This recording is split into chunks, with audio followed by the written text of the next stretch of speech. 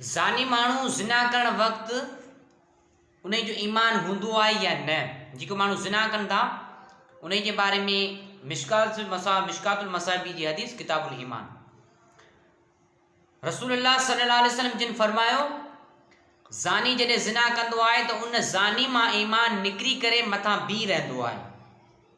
पोइ जॾहिं ज़िना जो ग़लति कमु कुदो कमु ख़तमु कंदो आहे त वरी ईमान मोटी ईंदो अथसि। यानी जंहिं वक़्तु जंहिं महिल जंहिं घड़ी उहो माण्हू या मुसलमान ज़िना कंदो आहे त उन जो ईमान उन में निकिरी मथां बीह रहंदो आहे। पोइ जॾहिं उहो ज़िना करे ख़तमु कंदो आहे त वरी ईमान अची वेंदो आहे।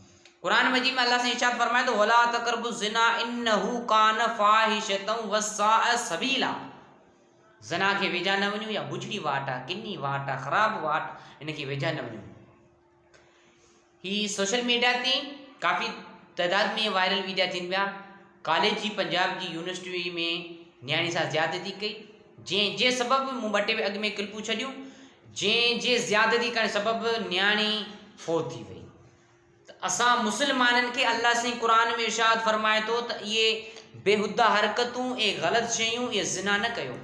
मुसलमान जो इहो कमु न आहे त ज़िना करे, जो ज़िना जेको माण्हू करे थो उन्हनि जी अखियुनि जो नूर हलियो वञे, चहिरे जो सुरूर हलियो वञे, दिलि जे अंदरि जेको उन जे कट लॻियो वञनि, उन माण्हू जी में रौनक ख़तमु थियो वञे ऐं उन माण्हू खे वेसर घणी थी वञे थी ऐं ज़्यादा उनखे कमज़ोरी थिए थी, ज़्यादा उन जे मथां बोझ थींदा, हर वक़्तु तकलीफ़ुनि में परेशानियुनि में गुज़ारे थो। ऐं ज़ानी माण्हू जॾहिं ॻाल्हाईंदो आहे न ॻाल्हाईंदो अजीब क़िस्म जी उन जी वात मां मुंहं मां बू ईंदी आहे। जो ज़ानी माण्हू केतिरो माण्हू ज़िना करे पर ज़िना करे लिकंदो न आहे।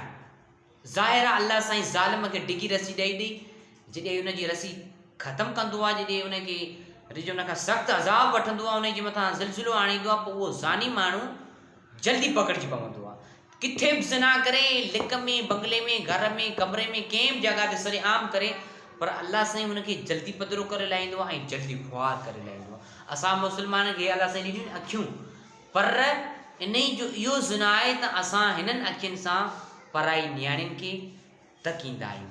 त अल्लाह साईं असांखे हिदायत अता फ़रमाए, असां मुसलमाननि खे, असां मुसलमाननि जो इहो कमु न आहे त पराई नियाणियुनि पराई भेणुनि खे तकियूं या पराई नियाणियुनि जा वीडिया पंहिंजी फेसबुक आईडियुनि ते रखूं, इहो शान न आहे।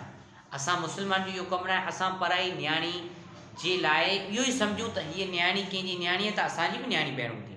त अल्लाह साईं सभिनी खे हिदायत अता फ़रमाए, रस्ते हलंदे रोड रस्ते का बि तव्हांखे नियाणी मिले त उनखे ज़्यादा ॾिसंदा न कयो, पंहिंजूं नज़रूं झुकाए छॾींदा करियो।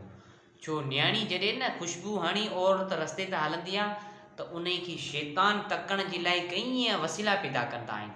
हर को माउ ऐं भेण जो पैदाइश आहे। अल्लाह साईं असां सभिनी मुसलमान खे हिदायत सां फ़रमाए ऐं ज़िना करण खां अल्लाह साईं बचाए। ज़िना वॾो गुनाह आहे, ज़िना करण सां ईमान ख़तमु थियो वञे।